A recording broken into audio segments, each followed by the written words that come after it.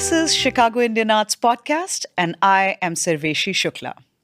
There's a particular kind of intelligence that is required to enter a story that everyone already knows, stand inside it, and shift the moral weight. To move the camera, placing it behind the eyes of a woman that's always there, always consequential, and almost never asked, what was she thinking? This is exactly the kind of work that Dr. Chitra Banerjee Divakaruni has been doing across all her novels, 23 of them, spanning over 2 decades. Panchali in Mahabharat, Sita in Ramayana, Maharani Jindan Kaur during the last days of the Sikh Empire, the three sisters in Calcutta before the partition tears their world apart, and most recently, the non-fiction portrait of Sudha and Narayan Murthy, the two of modern India's most known names worldwide, but before the world knew who they were. She's an award-winning author, novelist, poet, teacher, and activist. She holds Betty and Jean McDavid Chair in Creative Writing at University of Houston. Her work has been translated into 30 different languages. Her work has also been adapted into movies, performing arts, plays, and it is my absolute pleasure to have her here today. She writes in English, out of Bengali memory, about Indians spanning across centuries for our readers worldwide.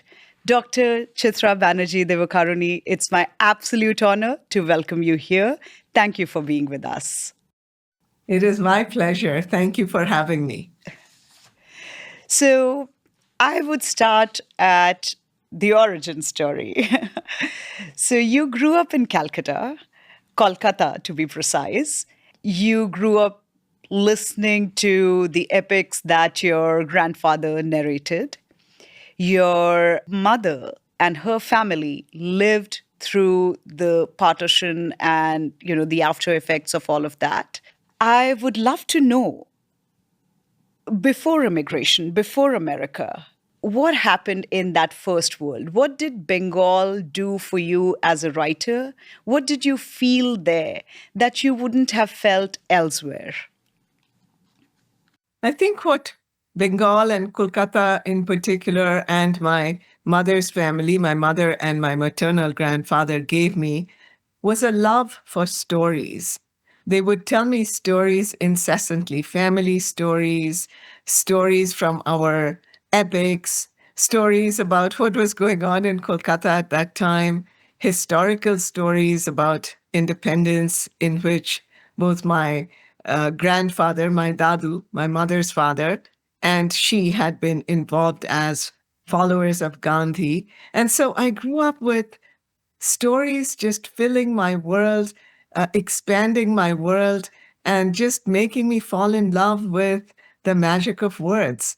I was not a writer at that time. I did not think I would become a writer until several years into my stay in the United States. But I think those early days gave me a love for story and literature. I was a big, big reader also. And although we were not a well-to-do family, my mother always made sure that I had access to books. Wow, that's so amazing that before you become a writer, you become a reader, and that's inculcated in a family. It's so lovely. I'm always curious to know, when does a person become a writer? So thank you for sharing the story. I was almost like moving back to the time and envisioning how the household would have looked like as a child. Thank you. There's something specific about Mahabharat and Ramayana and how they function in Indian consciousness. And that's the part that I feel Western readers wouldn't be able to understand, and they often miss. They're more than ancient texts to an Indian psyche. People associate and carry these stories either through televisions or festivals or, the way families speak about dharma, loyalty, sacrifice. You wrote Palace of Illusions into that living presence. What is it like to write a retelling when your readers already have an intimate and often devotional relationship with the text? It's kind of scary. In fact, it took me a long time. It took me many novels before I attempted to foray into that field of epic and mythology. And in fact, I was nervous, and my husband was more nervous. He said, I can what if, imagine. like people hate what you're doing? What if people come after you? I'm like, okay, but I have to write the story because the story of Draupadi has been with me ever since I was like maybe 11 years old. My Yeah, grandfather would tell me these stories about the Mahabharata, and he was a great storyteller. But the women parts were always like short. yeah, And it was just the woman did this. But I was like, what was she thinking? How was she feeling? These amazing world changing events are happening to her, both good and bad. right, Moments of great achievement, moments of terrible shame. right. What feeling? And I said, if I ever become a writer, I want to tell that untold story. That is awesome.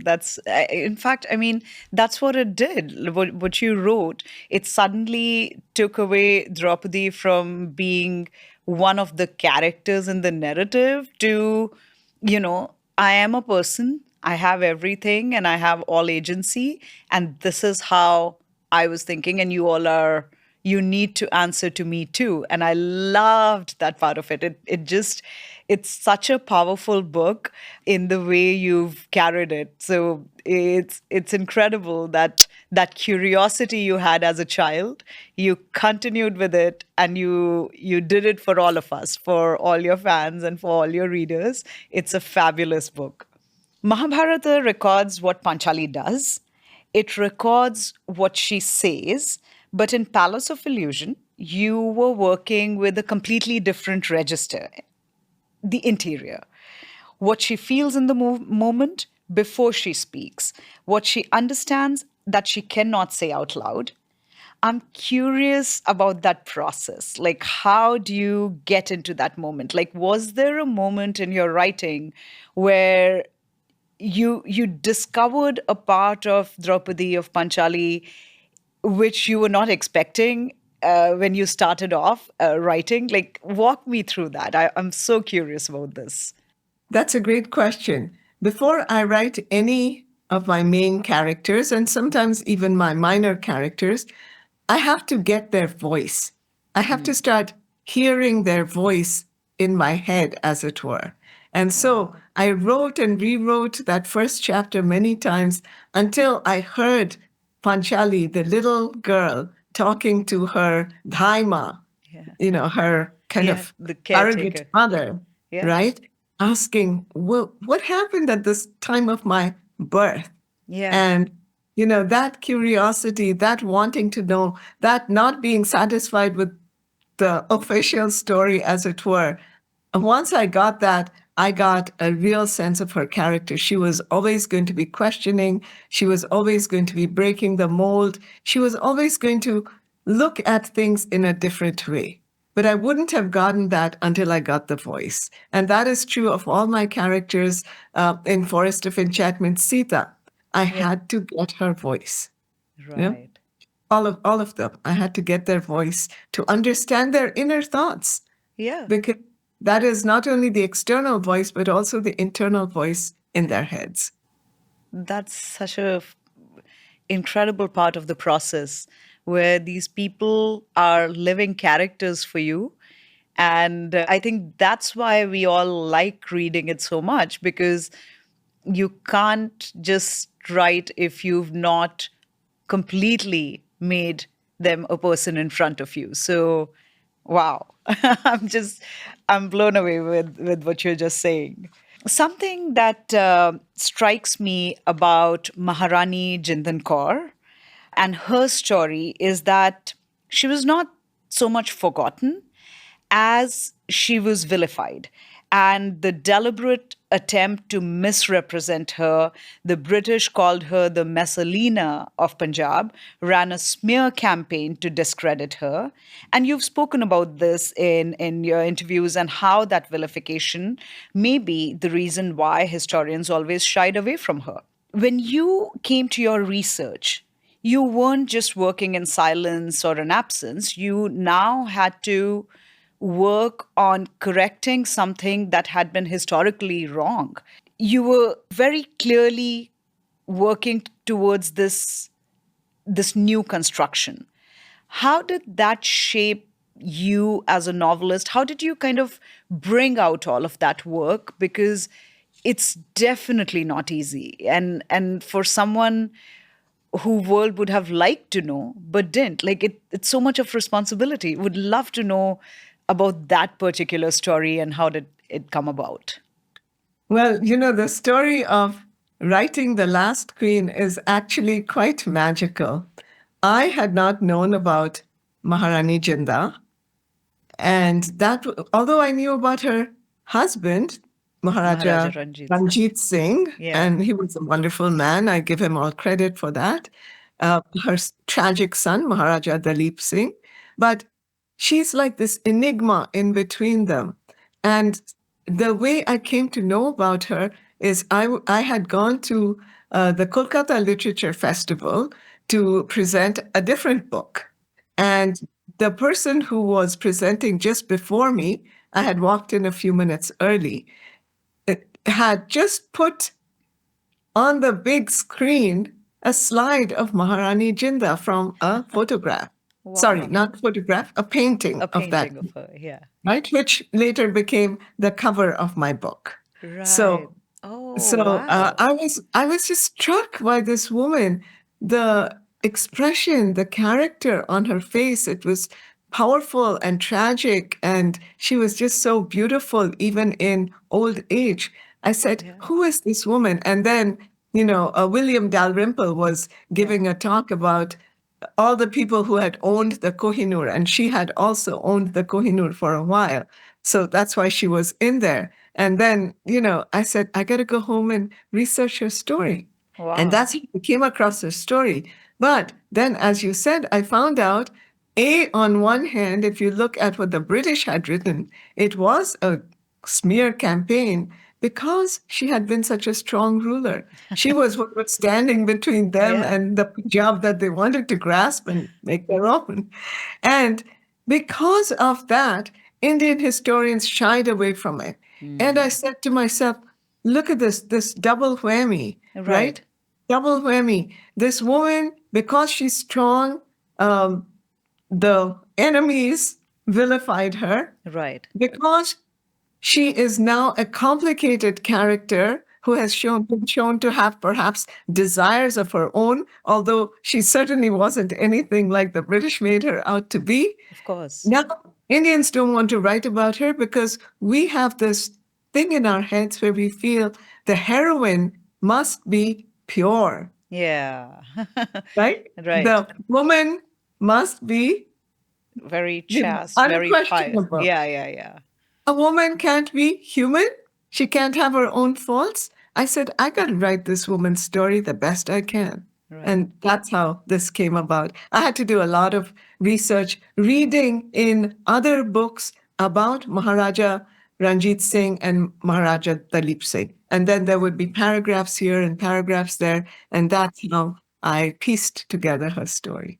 My God, that's so much effort. I loved, like, in something what you said just now, like, struck with me in terms of how a writer's mind doesn't rest. Like, you were in that festival in Kolkata for a different reason. You see this and something sparks inside of you. So, as a writer, like, you're constantly, your mind is absorbing these stories, which is fascinating. But another point that you made, which is so, so true, that one, the women have to have this very not larger than life but more strict persona. They can't have any vices. They're not given the luxury to be as human as a male character would have. But more importantly, the fact that Indian historians were shying away from writing about it was also to do with what will be accepted worldwide instead of giving the truth that the world deserved to know. So, books like these, when you write them, when you put this research and you write these characters, I think they're of great service for all of us readers and for generations to come, because now someone, wanting to write about the last queen a few decades from now will have such an amazing book written by you as material to go back to and to look. So I think these are works of great service to all of us. I appreciate that. Thank you. I wanted to say that I think in recent years, especially women writers, but also some very good male writers, have started showing women in a more complicated way and saying, Yes. accept it. She Right. is admirable even when she is human. She is admirable for these reasons, even if she has these faults. That is just our human condition. Why should a woman have to be whitewashed in order to be admired? Exactly. That is not right. Exactly. And that is so true, because so many of the historical figures, the male historical figures that we know of, we also know that many of them have had very complicated, troublesome other parts of life that are not written, but they'll not be getting that kind of scrutiny that a woman historical character or a woman character gets. So yeah, you're right. I think the landscape is shifting with, accomplished and really talented writers like yourself, and it takes a whole world and sometimes a generation to bring in that shift. So, like I said, this is a very important work that you all are doing, and I'm so glad that I get to read these. Well, I'm very thankful that people, you and others like you, are interested in these books and reading them, because it's only when the reader reads the book and talks about it that, information spreads. Right. So readers like you are our ambassadors to the world. Thank you so much. Now, something a bit more personal, I think, for you as well as for me. My grandparents were both freedom fighters as well. They worked at several levels from tactical to strategic. And one thing I grew up understanding was that within India, we understand that, partition and independence struggle happened in every nook and corner and had its own story. But when you look at for most of the audience that are outside of India, partition has a very specific geography.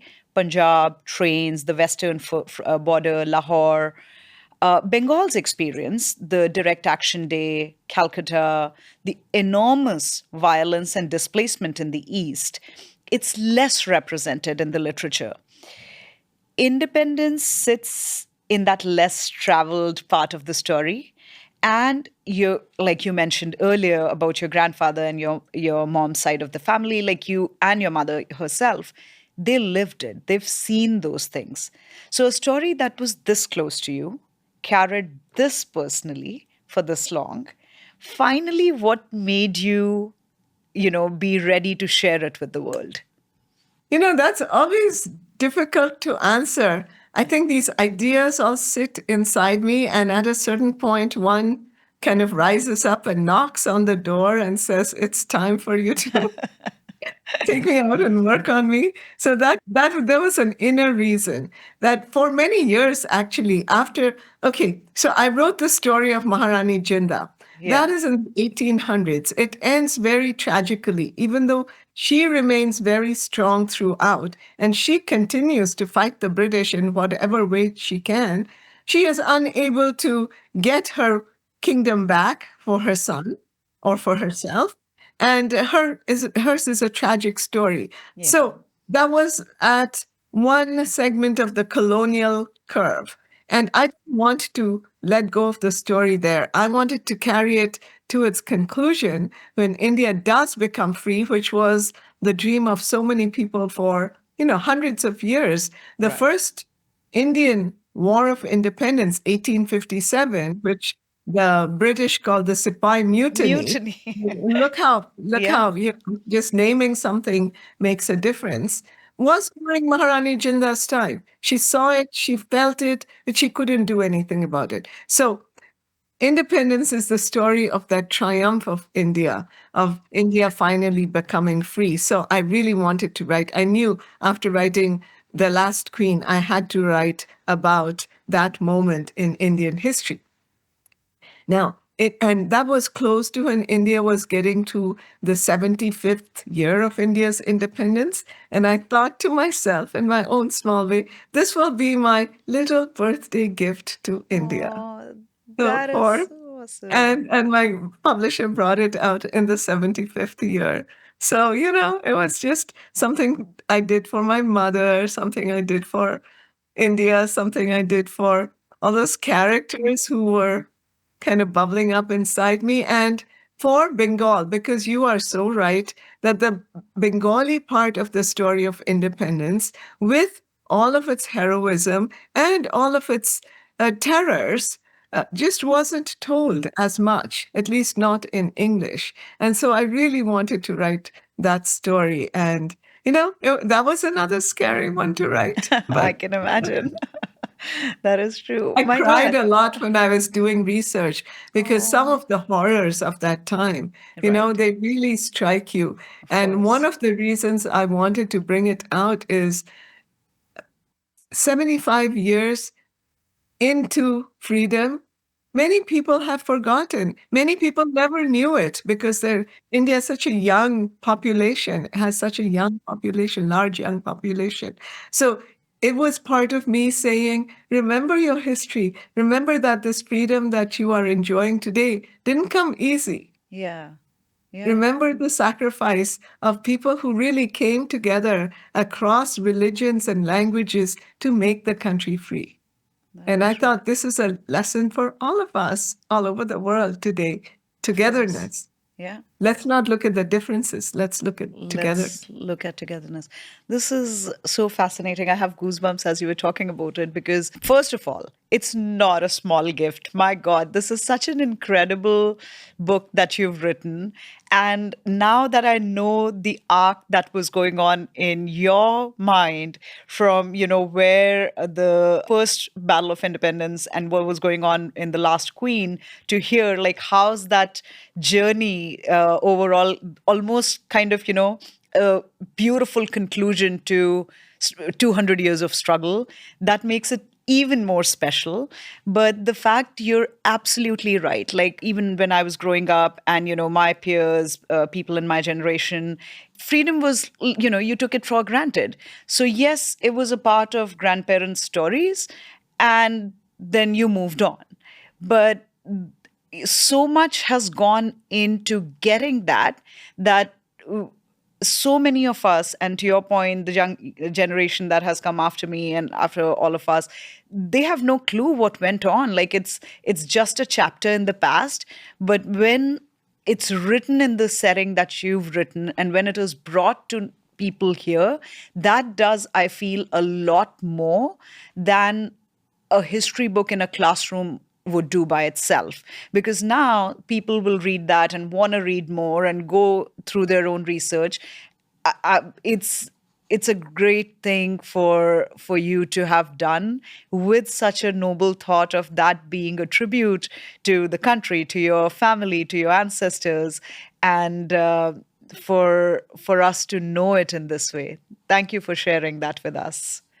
Thank you. And I have to say, one of the things that has been very encouraging is that I've received notes and messages from a lot of young readers who have really taken to the book and who have really identified with the three sisters whose stories are being told, although it's from such a different generation.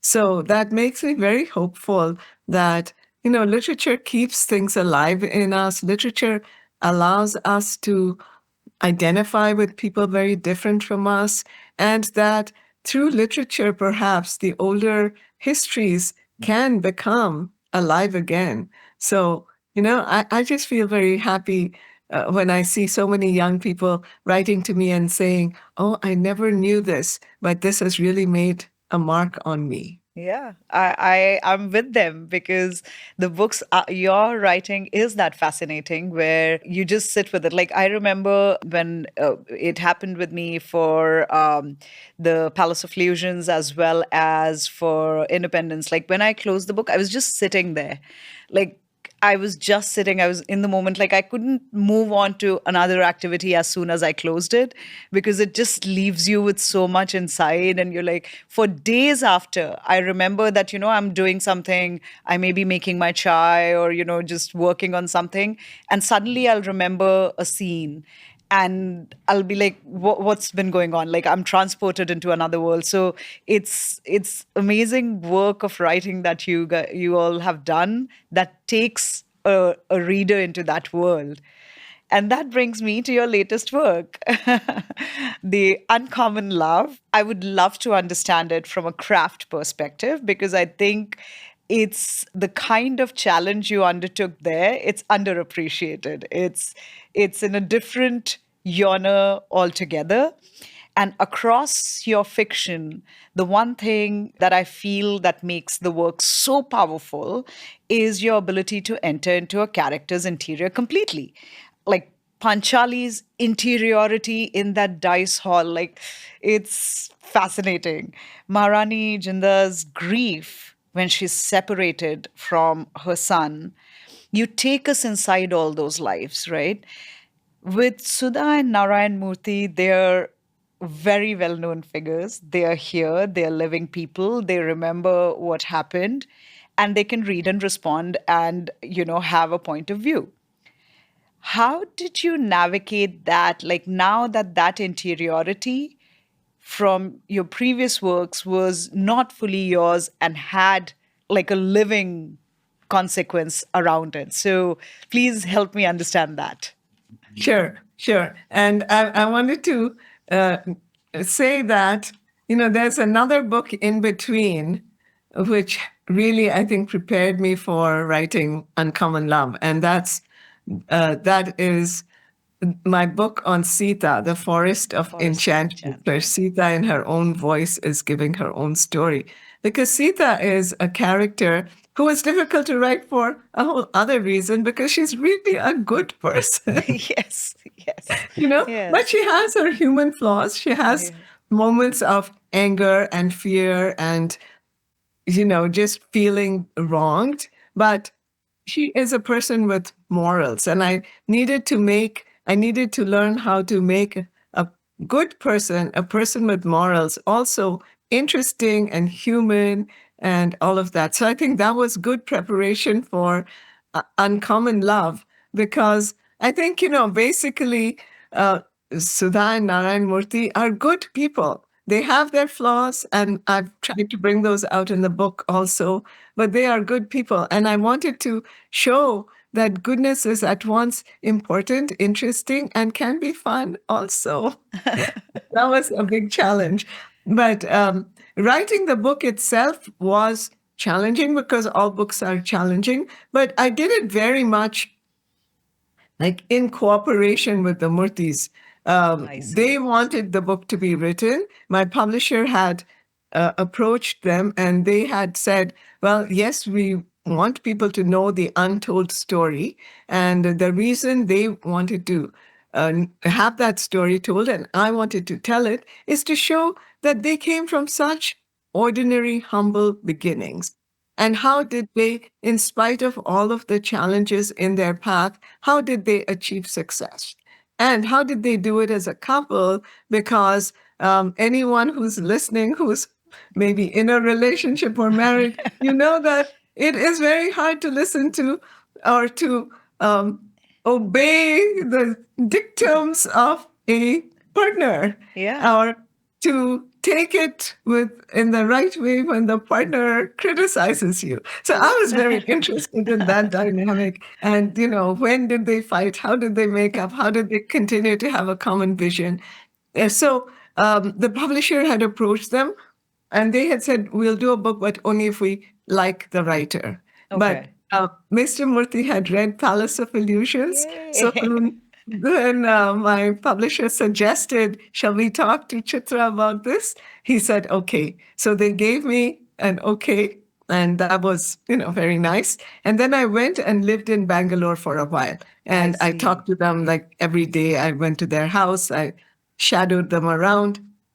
And I really got a sense of their life. And, we had a lot of downtime where they could just tell me stories. I recorded them, and then later I shaped them. But the material was very much from them, with, of course, my own research backing it up and my publisher doing fact checking for me. But it was really, I would say it was very much a combined effort. Oh, So love if you it. like it, credit goes to them for being so honest and for sharing stories that were painful, Of also course. funny ones, but some really painful things from Mr. Murthy's childhood, for example, that he hadn't talked to people about. I was very honored to be trusted with those stories. But there are some like hilarious moments, like when Mr. Murthy has to meet Sudhaji's father for the first Oh, time. wow. And it was, let me tell you, that meeting was not a success. Oh my God. I can't wait to read this. My kids love and know Sudhamurthy because, they've heard the stories, they've seen the show that has been made on Netflix. And she is just this very effervescent personality. I absolutely love seeing her. And I want to be that carefree when I am, at her point in life. It is so incredible. So this is what I had read in, during my research, that what they shared with you are the things that haven't come out anywhere else, which is what would make this book even more fascinating for everyone to go through. But I Yes, loved the there's part a of the process. there's a really funny story about how Mr. Murthy proposes to Sudhaji, and that's at a moment when he doesn't have a job. Who knows what his prospects are? And he proposes in the back of an auto rickshaw. Oh my So God. Oh my God, sheer confidence. No wonder he built an empire with that confidence. You can only go up from there. I love that. I love that. In fiction, when I read your books, there's a distinctive refusal. It doesn't offer the compensatory endings. Panchali achieves the recognition, but not restoration. Maharani Kaur's memory endure, but her power does not return. Like you said, Sita withdraws. The three sisters are changed permanently. An Uncommon Love is about two people whose early struggles led to an extraordinary public success, admired across India and the world. But this success is known to the world. So, how do you write a story where the ending we all know is already glorious? Does knowing that outcome change how you kind of go through the subject? no, I would say that one of the things I brought out in An Uncommon Love was, what did they have to give up in order to get that external success? Both Sudha and Narayan Murthy had to give up a lot. Narayan Murthy had to give up a lot of family time. There's a very poignant part. I interviewed their children as well. There's a very poignant part where his daughter Akshita says, no, my father wasn't my real father. My grandfather was my real father. My father was Wow. just a good time father. He came once in a while for birthdays and things like that. We had a good time with him and he was gone. But my grandfather was the one who was there every day. So he's my real father. That's tough for a dad Yeah. to hear, To hear, yeah. right? Yeah, Right. of And so, course. and Yeah. Sudha had to give up her career pretty much. She was at one point, Narayanmurthy told her, only one of us can be in Infosys. I don't want this to be a family company. So, she had to give up a big dream. And Yeah. then she decided to go into teaching. And Wow. so those were tough moments. They had to negotiate their way through them. So the book is really not about the quote unquote happy and Happy ending. successful Yeah. ending, but what they had to do and the challenges and difficulties of having to give up things for that ending, for that Oh, success. amazing. That's I can't wait to get my hands on the book and go on with it because it every part you've shared now makes it even more special. So now I want to ask you something that usually, we won't have in a serious literary conversation, but I love what you've shared, how you write and how thoughts come to you. So during your process, research, writing, rewriting, getting into the voice, is there a moment of complete pure pleasure, like a scene, a passage, a character where you've loved spending time with across all your works? I think there are many such moments. One of the things I've learned as I write more and more is that, you know, for purposes of discussion, we'll say I'm the writer, but really the book comes from another source. Those ideas that kind of blossom inside me, I can't take credit for them. I really can't take credit for the right word coming at the right time. So I'm just very grateful whenever those moments occur and I've finished writing a scene and I looked through it and I'm like, yeah, this really expressed what was in my mind about the situation or the character. So I think those are the moments that I realize, wow, there's something greater than me at work. I'm just, the conduit for this book. And that has really changed a lot of things in my life. And I think uh, a particular moment when that happened was when I was writing Independence. And I was really struggling because I knew it was going to be about three sisters. Who was going to be the narrator? I liked one of the sisters better than the others, but is that fair? Is it going to be in third person? Is it going to be in first person? How can I give the story of the entire country as well? Because it's not just about these three sisters, it's about India. And then I got this, uh, in my mind, brilliant answer where I knew what to do. The book was going to be in many different voices, in the voices of all the sisters, but also in the consciousness, in kind of an omniscient consciousness that's looking down on India and what's going on all over India. And I think when that idea came to me, I was like, wow. And I wrote that first page and I just sat for a long time reading. I'm like, wow, this is exactly what I needed, but I didn't even know it. So there Wow. are some moments of discovery like that that have been, very, um, what shall I say, very satisfying, very gratifying. I feel very thankful about them.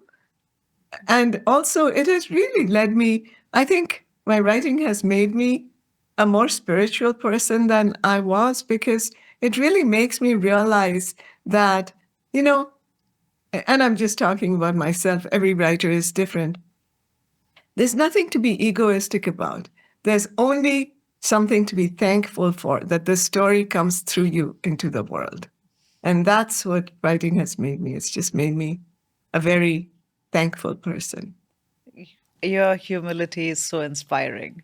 I mean, I, I, I don't know how to express this moment that for someone like you with this kind of body of work and each book being a masterpiece and beautiful creation, for you to consider yourself a channel of stories. I mean, anyone who would have written even like an iota of what you've written may have carried an ego around saying, I'm a big deal.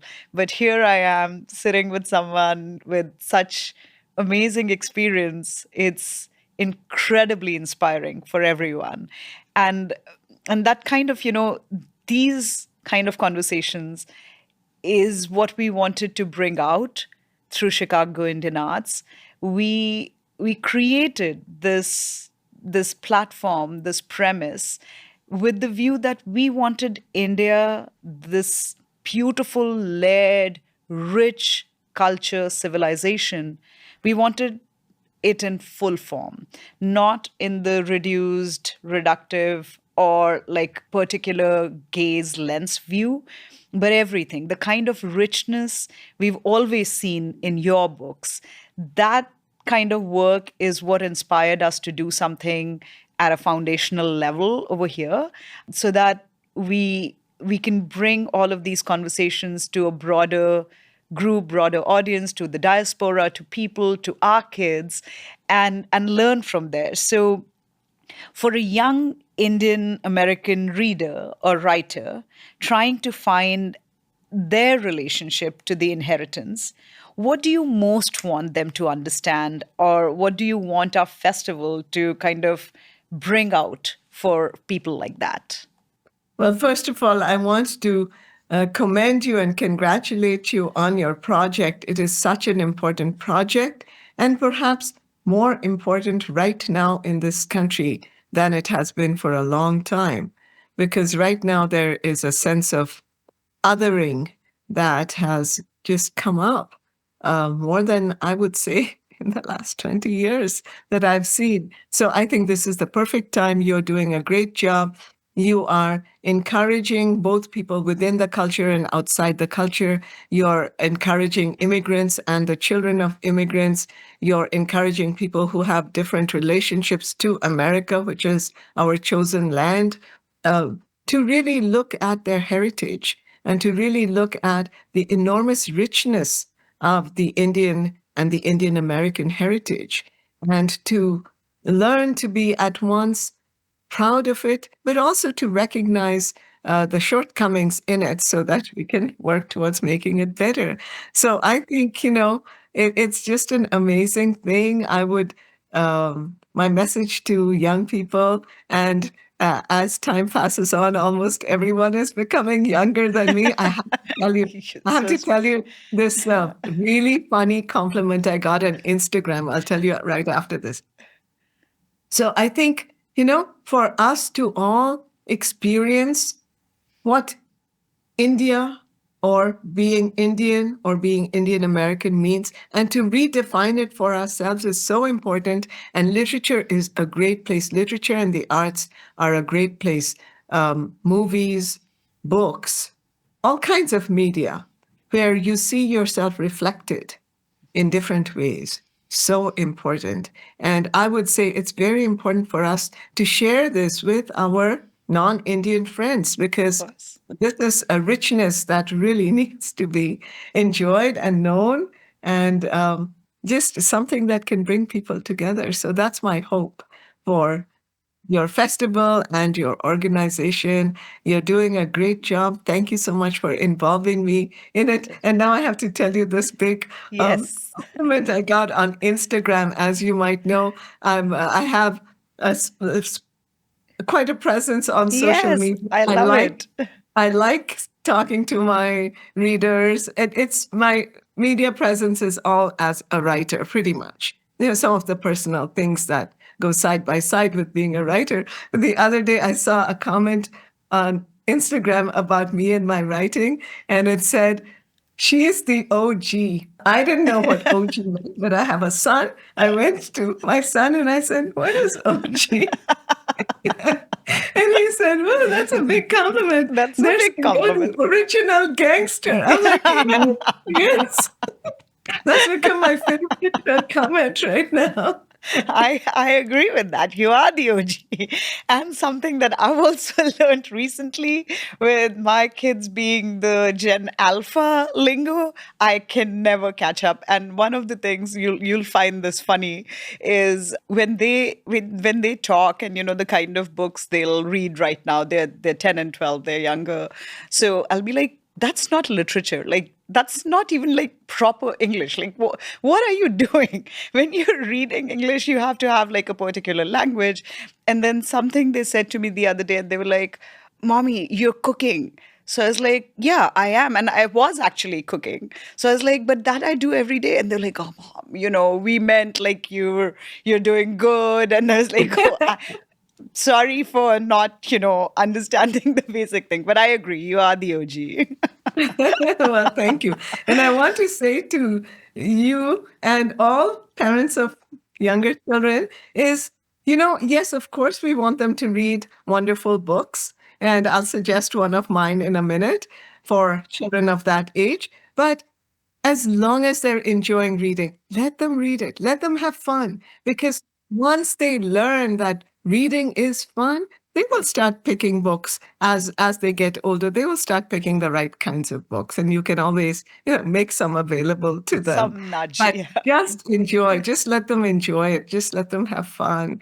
That's great That's the advice. biggest part of being a reader is they will want to read. And one of the things that has been important for me is to write for children also. So I have a picture book which is called Grandma and the Great Gourd. It's an old Bengali folk tale that my grandfather told me, and it was a lot of fun writing it. And I have a magical adventure series, and the Okay. first book of that was a big bestseller and an award winner is called The Conch Bearer.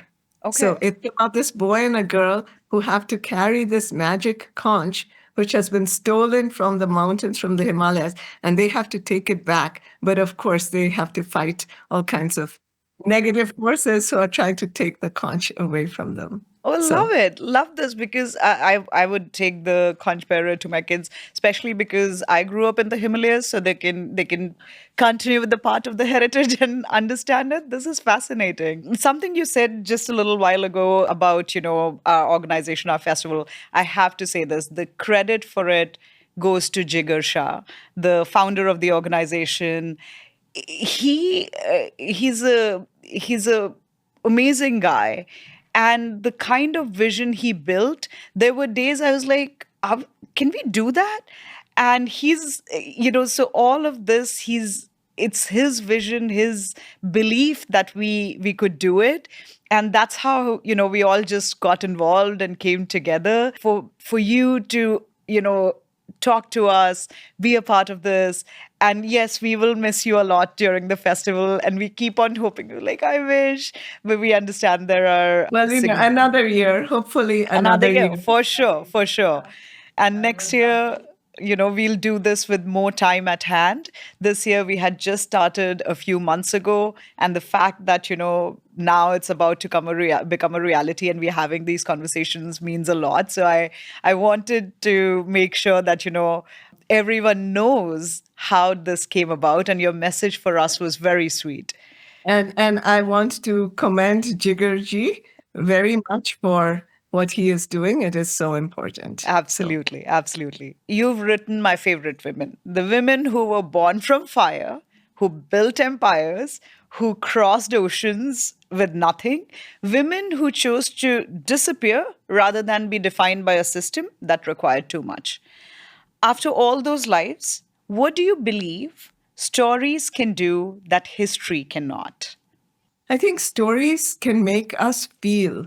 They can make us feel the inside of a character in a way that history or any kind of nonfiction has difficulty doing, because the story takes you, especially if it is in the character's head, the character is the narrator, it takes you into those deep private places. And one of the things we learn in a well written story is we share something with these characters. We share something with these women. I have had so many readers write to me saying, when I read Panchali's story, and this is a story that's thousands and thousands of years old, Yeah. I saw myself in her. I saw my struggles in her struggles. And I think that's something great that a book can do. It's done it for me. I'm a big reader. I love reading. Books have changed me. They've transformed me. They've made me see the world in a different way. They've made me realize that other choices are possible than what society is telling me I must do. And Wow. that's, I think, very important. Wow. Other choices are possible than what society made me think. I'll stay with that. It is lovely. Chitra Banerjee Divakaruni, novelist, poet, teacher, and one of the writers who has most deeply honored the complexity of Indian civilization in the English language in the last 3 decades. Her books are essential experience one must have. Chicago Indian Arts exists for exactly this kind of conversation, for the India that holds both the epic and the domestic, the ancient and the contemporary, the mythic and the deeply specifically human. We are grateful to Dr. Divakaruni for being here and grateful to all our listeners, audience, wherever you're watching and listening from. Chicago Indian Literature Festival is on May 30th in Chicago at the Congress Plaza Hotel. We are hoping all of you will make your way there. Tickets are available on our website. Please have a look at chicagoindianarts.org. Till then, this is me, Sarveshi Shukla, signing off.